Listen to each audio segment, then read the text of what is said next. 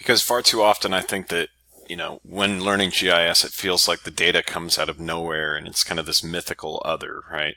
I think it's important for all of you to understand that there are data archives that exist on campus, there are data archives that exist in firms, there are data archives that exist online and are available to everyone.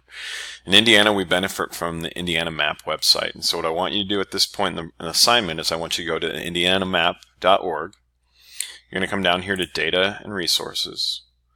Right, and we're going to go into the Indiana, let me do that one more time for you real quick, Indiana Map Layer Gallery, right? And once you get in here, you're going to see that all of the data that you've been provided for this assignment, for the first assignment, all comes from this website. It's all just been downloaded, and that's what you're working with.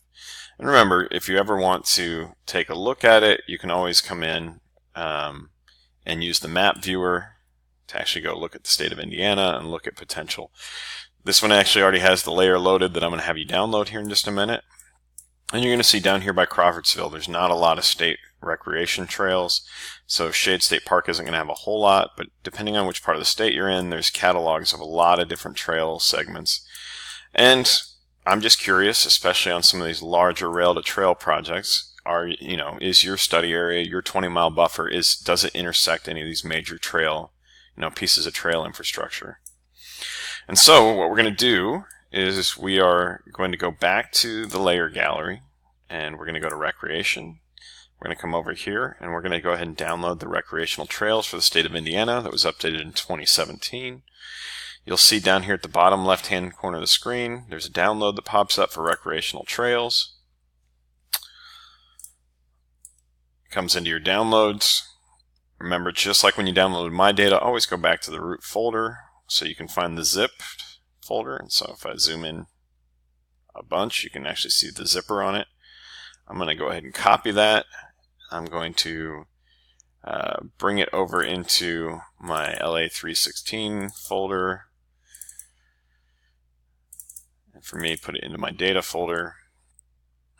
And see, it's here now. Remember, you have to extract it. And so I'm going to do an extract all. Let that process complete.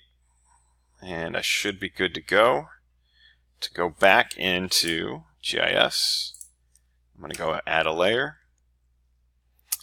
I need to go into my data folder where I've got all these. It's sitting right here. I'm going to go ahead and add that on. And I think I'm going to go ahead and make all trails a bright green. Let's see if that actually shows up. Yeah, it kind of shows up. It's not the best though. So maybe try, play around with this and see what you think actually works. Maybe something that's a darker green. There, that actually seems to come through. And you can start to see that there is some, there is some trail presence here within my study region. If I really zoom in, you're going to see maybe that green wasn't the best choice, but those are the trails that actually exist there. And so zoom in and out, see what works best for you. All right, those are the trails here at Shade State Park.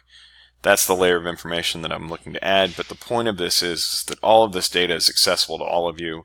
You don't need to have an instructor provide it to you in a packet. It's out there and ready for you to use.